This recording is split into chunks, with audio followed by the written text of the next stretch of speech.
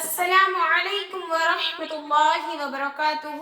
SRNL Quran page number 20 last 6 verse பார்க்கிறோம். இந்த 6 verse ஒவ்வொரு மெத்தட்ல நம்ம ஃபாலோ பண்ண போறோம். சுக்குன் சட்டம் கல்கலாவுடைய சட்டம் ரெண்டுமே இதுல மிங்கிளாய் வந்திருக்கு. அதனால நம்ம என்ன செஞ்சிட்டோம், ரெண்டு சட்டத்தையும் சுக்குனுடைய சட்டத்திலேயே சேர்த்து பார்த்துட்டோம். ஓகேவா? ஃபர்ஸ்ட் வந்து சுக்குன் சம்பந்தமா படிச்சுக்கிட்டு அடுத்து என்ன செஞ்சிட்டோம், கல்கலாவுடைய சட்டத்துக்கு வந்துட்டோம். அது ரெண்டுமே சுக்குன் சம்பந்தமான சட்டங்கள்ல போயிருச்சு. இப்போ இரண்டு எழுத்து பயிற்சி பாடங்கள் சுக்குன் பெற்று வந்திருக்கக்கூடிய இரண்டு எழுத்து பயிற்சி பாடங்கள் சிலதெல்லாம் வீடியோ சென்ட் பண்ணியிருந்தேன். சிலதெல்லாம் நீங்களே படிச்சு ப்ராக்டிஸ் எடுக்கணுங்கிறதுக்காக வேண்டி நான் வீடியோ சென்ட் பண்ணல. அதனால இப்போ நம்ம சென்டென்ஸ் பார்க்க போறோம். 4 எழுத்து 5 எழுத்தெல்லாம் ஜாயின் பண்ணி வரக்கூடிய சுக்குன் சட்டம் ஹரக்கத் சட்டம்லாம் பார்க்குறோம். ஆல்ரெடி நம்ம ஹரக்கத் சட்டம் பார்த்துட்டோம். அதுக்கு பிறகுதான் நம்ம சுக்குன் சட்டம்க்கு வந்திருக்கோம் இல்லையா? ரெண்டும் இனிமே கலந்துதான் வரும். அடுத்து நம்ம என்ன புது சட்டம் பார்க்குறோமோ அது ஜாயிண்ட் ஆகி வரும். ஒவ்வொரு சட்டமா ஆட் ஆகிட்டே இருக்கும் நம்ம எஸ்ஆர்என்எல் கிதாப் பொறுத்த வரைக்கும். ஓகேவா? அதை கரெக்டாக ஃபாலோ பண்ணி நீங்கள் படிக்கணும். நானும் உங்களுக்கு சொல்லி கொடுத்துருவேன் அல்ஹம்துலில்லாஹ்.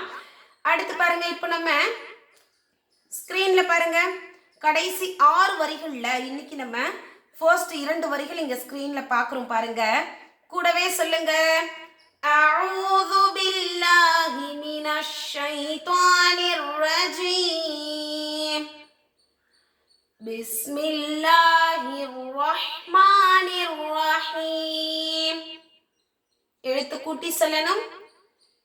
ஷீன் ரா ஜபர் ஷர், பா தா ஜபர் பத், ஷர்பத்.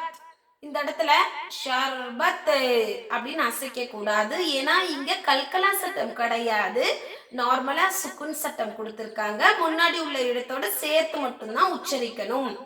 ஷர்பத். அடுத்து அலிஃப் தால் ஜபர் அது, ரா காஃப் ஜபர் ரக், அத்ரக். கல்கலாவுடைய 5 எழுத்துக்கள்ல ஒன்று தால் வந்திருக்கு. சோ இது கல்கலாவுடைய சட்டம். முன்னாடி உள்ள எழுத்தோட சேர்த்து அசைத்து ஓத வேண்டும். அதனாலதான் நம்ம என்ன செய்யறோம், அது அப்படின்னு சொல்லி அசைச்சிருக்கோம். காஃப் மட்டும் ஏன் அசைக்கல அப்படின்னா அது கல்கலா லெட்டர்ஸ் கிடையாது, நார்மலா சுக்குனுடைய சட்டம். அத்ரக். ஷீன் லாம் ஜபர் ஷல், கைன் மீம் ஜபர் கம், ஷல்கம். இந்த சுக்குன் சட்டத்திலேயே 3 பிரிவுகளாக பிரியும். ஒன்று, நார்மலா எல்லா எழுத்துக்கு மேல சுக்குன் வந்துச்சுன்னா அது முன்னாடி உள்ள எழுத்தோட சேர்த்து படிக்கணும். இரண்டாவது வகை என்ன பிரியும் அப்படின்னா, ஆல்ரெடி நம்ம இதுலயே பார்த்துட்டோம், கல்கலாவுடைய சட்டங்கள் பார்த்துட்டோம் சுக்குன் சம்பந்தமா இல்லையா? அப்போ இரண்டாவது வகை பிரிஞ்சிருச்சு.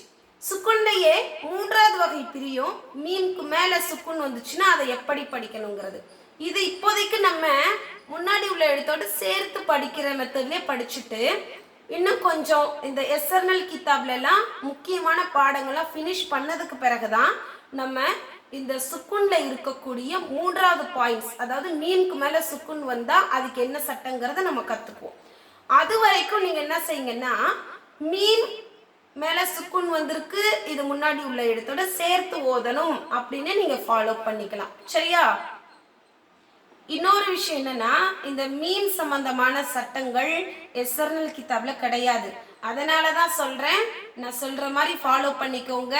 அந்த சட்டத்தை இன்னும் கொஞ்சம் டேஸ் கழிச்சு பார்த்துக்கலாம். இப்ப இது எப்படி படிக்கணும்? ஷல்கம், பாரா ஜபர் பர், தா நூன் ஜபர் தன், பர்தன்.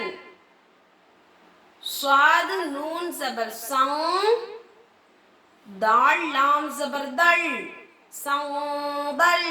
நான் எப்படி இங்க அழுத்தி குன்னா செஞ்சு ஓதுறனோ அதையே ஃபாலோ பண்ணுங்க. ஏன் நம்ம இங்க குன்னா செய்யறோம் அப்படிங்கிற விளக்கம் எல்லாம் நமக்கு எஸ்ஆர்என்எல் கிதாப்ல போக போக படிச்சுக்கணும். சரியா? அடுத்து பாருங்க, மீம் ஹா ஜபர் மஹ், மீம் லாம் ஜபர் மல், மஹ் மல்.